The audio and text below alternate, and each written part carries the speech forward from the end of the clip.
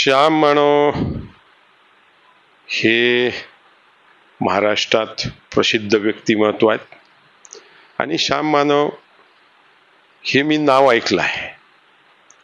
त्यांचं बरेच ठिकाणी वाचण्यात आलं, वेगवेगळ्या ठिकाणी, पण त्यांच्या कुठल्या कार्यक्रमाला आजपर्यंत जायचा योग आला नाही आणि त्यांना भेटायचाही माझा कधी योग आला नाही. मी त्यांना कधी भेटलो नाही, ते मला कधी भेटले नाही, किंवा माझं त्यांच्याशी केव्हा फोनवरही बोलणं झालं नाही. मग श्याम मानवनी असं कसं काय बोललेत हे एक कोळच आहे. कारण मला वाटते हे सर्व काही लोकांकडून स्पॉन्सर झालेला कार्यक्रम दिसते. कारण त्यांनी बोलता बोलता बोललेत की बच्चू कडू माझे मित्र आहे, त्यांच्या विरोधात कार्यकर्त्यांनी मला, बबलू देशमुखनी कार्यकर्त्यांनी बोलायला सांगितलं आणि बबलू देशमुखनी कार्यक्रम घेतला होता. मी त्यांचा कार्यक्रम कुठेही घेतला नाही, आजपर्यंतही घेतला नाही आणि कोणाच्या विरोधात बोलायचा सांगायचा काही विषय नाही. परिस्थिती जे आहे ते बोलल्या जाते. पण मित्र आहे, बच्चू कडूचा मित्र आहे, त्याच्या तोंडून निघालं म्हणून मित्राचं नातं त्यांनी जपलं काय या हिशोबानं त्यात मला दिसून राहिलं.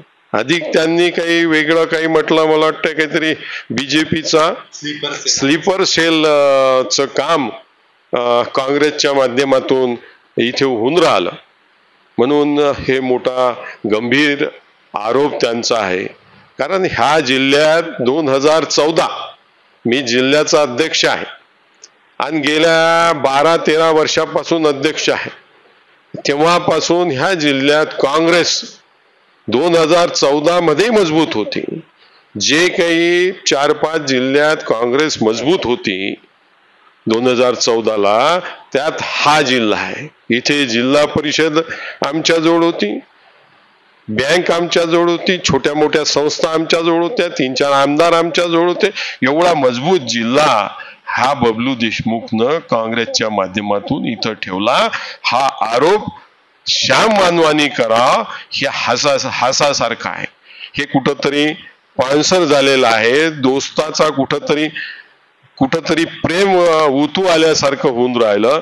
कारण हे त्या मतदारसंघात, अचलपूर मतदारसंघात ह्या अपक्ष आमदाराची जमीन खसकली आहे आणि मी कमीत कमी 40 ते 50 हजाराने निवडून येणार आहो. म्हणून हे कार्यक्रम गेल्या काही दिवसापासून ह्या कार्यक्रम मला बदनाम करायचे कार्यक्रम वेगवेगळ्या पद्धतीनं चालू आहे.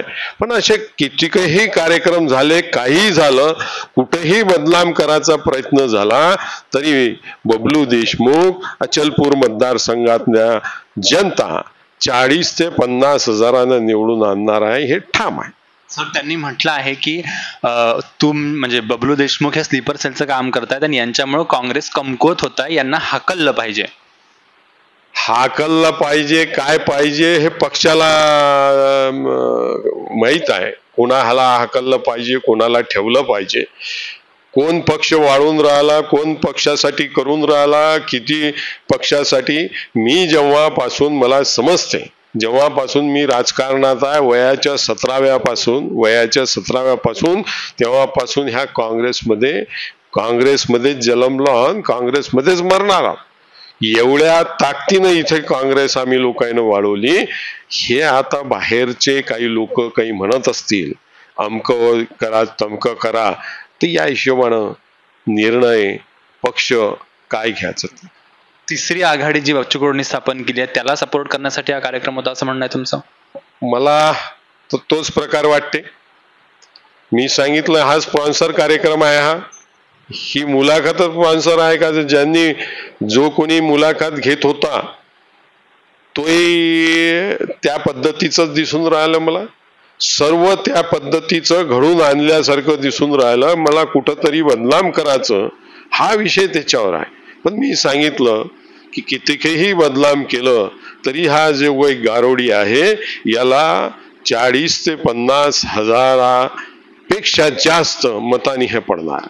पण त्यांचंही म्हणणं हे आहे की काँग्रेसला मत द्या, म्हणजे श्याम मानवांचंही म्हणणं ते आहे, ते राहुल गांधींच्या तत्वावर त्यांचा विश्वास आहे असं म्हणणं आहे, पण ते एकीकडे तुमच्यावर आरोप करताय. राहुल गांधी, आमचे नेते राहुलजी गांधी यांचा ताकदीने या 5, 7, 8, 10 वर्षात खूप मेहनत राहुलजी गांधींनी केली, पक्षासाठी केली, आणि पक्षाचं जे काही वलय आहे ते राहुलजी गांधीच्या ह्या इलेक्शनमध्ये दिसून पडलं, आणि त्याला वाढवायचं काम, पक्षाला वाढवायचं काम आमच्यासारखे लोक, काँग्रेसचे लोक, हा जिल्हा महाराष्ट्रात काँग्रेससाठी मजबूत जिल्हा आहे.